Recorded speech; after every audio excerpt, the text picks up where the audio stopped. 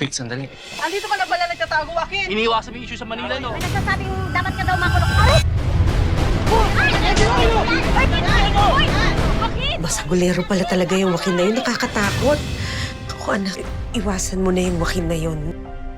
Ay, ate, ito yung order ko. Ay, okay. Wait, sorry. Hi, friend. Nasa ibang universe na naman ata yung isip mo. Hi, Faith. I see.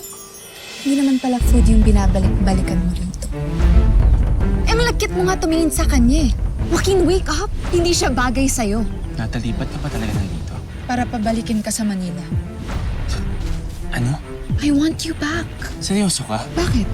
Anong assurance mo na hindi rin palalabasin ng fate na yon yung anger issues mo? That's enough!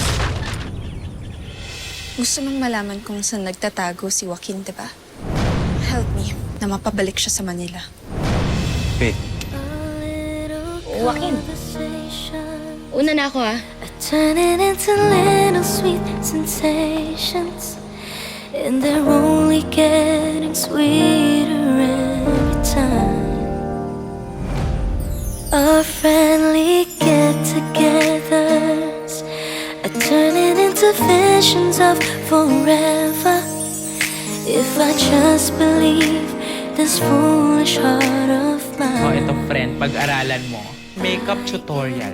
Para matalbugan mo na yung si Natalie. Wala akong balak makapagtalo dun sa Natalie na yun. Para saan? Para kay Joaquin? Hindi ko naman gusto yun eh. Kaya pala angry emoji mukha mo kahapon nung dumating silang magkasama. I think I'm falling. Pag naka 100 ganyan, pwede ka mag-wish. Kung may wish man ako, effortan ko yun. I don't. Uy, Drew, tag yun na live video, oh. Ang Faith, para sa'yo to.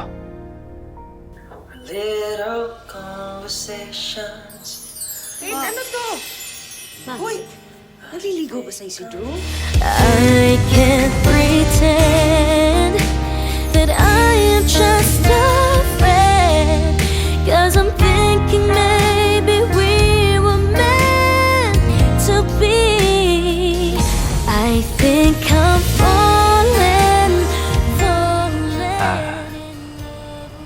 Faith? Faith, tinatamaan na ata ako sa'yo eh.